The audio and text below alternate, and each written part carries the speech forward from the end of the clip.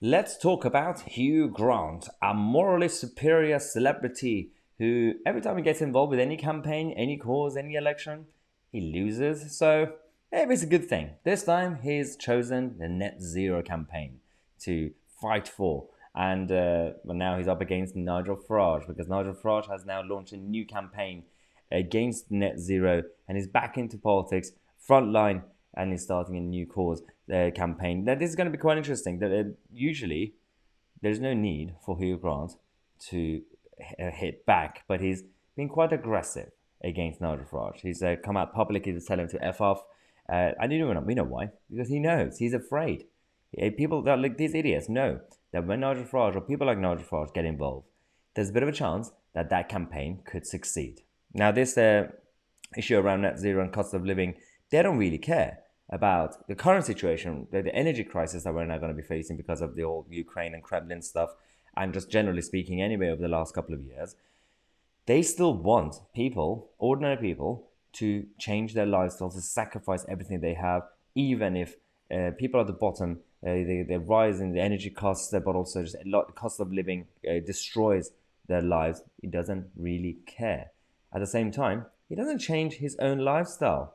Is that Hugh Grant with a private jet? Is this Hugh Grant with all these not really pro-environment and pro-green cars and planes, unless he was told by his team that that plane runs on banana fuel or avocado fuel? I don't know. Maybe they are so advanced.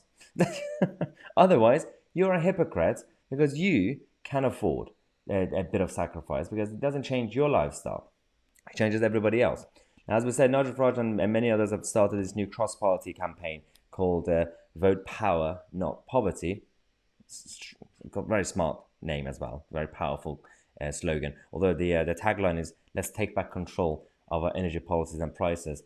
Plagiarism from the Leave days. I don't know if Dominic Cummings is going to sue him, but jokes aside, it's important. Although people like Nigel Farage want a referendum on net zero, and I've been thinking about this because to be objective, I've had different thoughts on the whole issue because as a Brexiteer, I fundamentally, ideologically, I'm still against the concept of referendums. I don't want referendums to be a norm. But I do understand why the Brexit referendum had to happen because of the deadlock in terms of the distance between, the disconnect between the establishment and people, the majority of people. So that had to happen. It was a practical referendum. But I don't really want referendums to be the go-to solution.